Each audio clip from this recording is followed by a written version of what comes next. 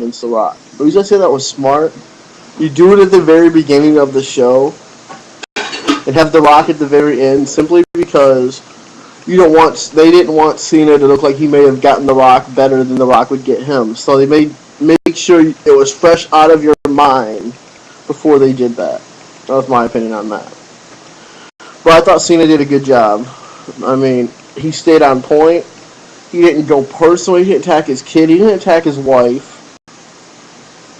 He didn't bring his mom, his family into it, which I mean, going at someone's wife or their family, personal family, I mean, that's out of bounds. That's a low blow to me. That's cheap. That's my opinion. First match we had was Dolph Ziggler versus almost Sheamus. And this match ended up being pretty good, actually. I enjoyed this match. And Dolph Ziggler is a great bumper. And Sheamus got thrown like right into the announce table. It looked like they were all like, the announcers were shocked that that even happened. They're like, whoa. And so, Sheamus ends up winning. He had this big old welt on his back. Sheamus wins. But, after that, I don't remember what match we had after that. But, trying to think. There was a lot of promos tonight, too. We had a lot of quick matches. Off the top of my head, which I try to do this, just wing it. I don't hold a script in my hand. Like, this is what happened. No, I'm just me, dude. I know it's better to do a review with a script and notes, but you know what? I just like to shoot from the hip, or what you want to call it. Just shoot right at you guys. I like to shoot on stuff. What I refresh in my mind. I really would like to do this last time. My computer wasn't working that great, but I know I'm missing some matches, some key matches of the night. But I know Randy Orton and Jack Swagger had the best match of the night, in my opinion. Sheamus and Dolph was a good match too, but I thought Randy and Swagger had a good match too.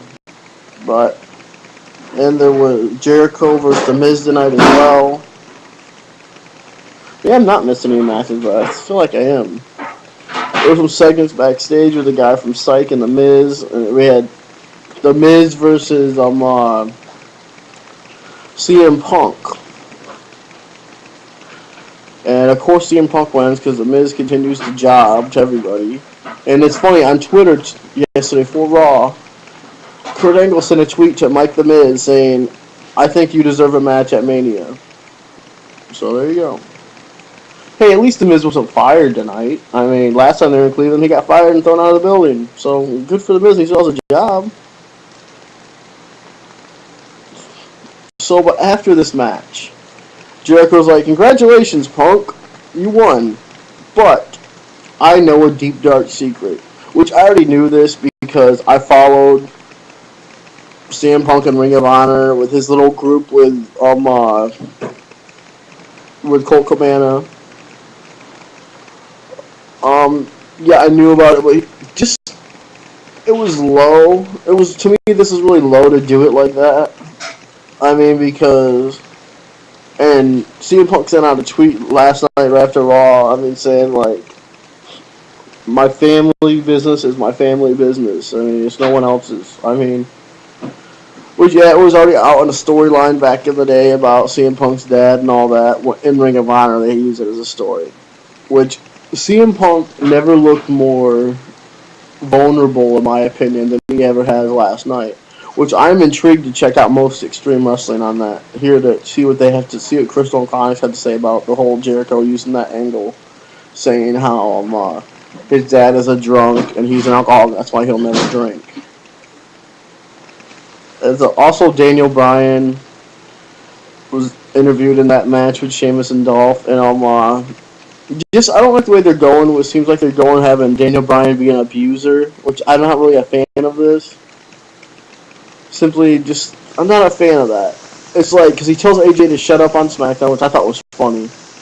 But, yeah. But it's just like, man, I just think it was really low to make Daniel Bryan a great wrestler like he is. And some people don't say... I need to make a video one day about wrestlers and superstars. because there's so many great wrestlers. John Cena's not a great wrestler. He's a great WE sports entertainer. John Cena has 5 moves. Daniel Bryan probably has 20 different moves alone, but anyways. And that he hasn't brought to the WWE. He hasn't used all his moves that I've seen him use in Ring of Honor. There's so many moves he hasn't even attempted. I've not seen him use cattle mutilation, I don't think, at all in the WWE. That move is freaking sweet.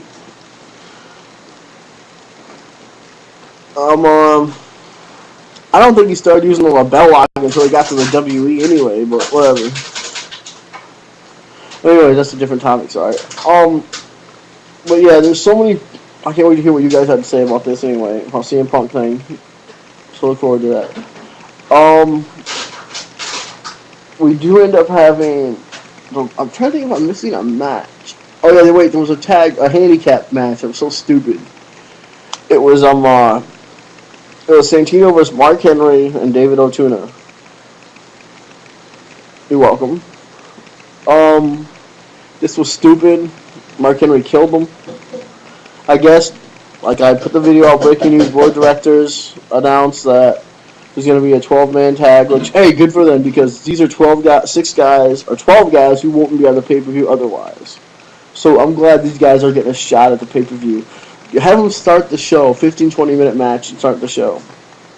And there was this extra thing with that Maria, whatever girl, she had a match with Beth Phoenix at that Christmas special in Iraq, or not in Iraq, but in Texas or whatever, Fort Worth.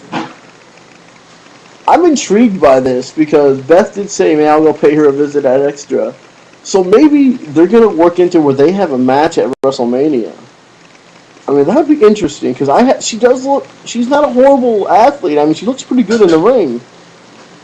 And they have this feud going on and on, a little bit of a feud. So it's interesting. Okay, yeah. Anyway, they squash Santino.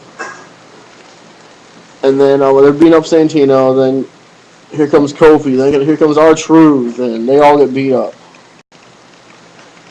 And give R-Truth the mic back. Come on, I'm getting mad about this. I believe we're at the point where we get into a Rock's concert, I believe. The Rock, it was funny. Parts were funny. Parts I thought was really pandering to the crowd. A little too much, but what are you going to do? He did say it was a record sellout last night in Cleveland, but in WWE history, I mean, I don't know, because all I ever heard him say is 18,000 people, and I would assume the WWE could fit more than 18,000 people in some of these arenas they go to. So I don't know. Maybe I'm wrong, but I didn't know 18,000 was a record. But if it was a record, why didn't they say something about it? Because at WrestleMania, they always say, towards the end of the show, or maybe we'll find out later this week what the actual attendance was, but I don't know.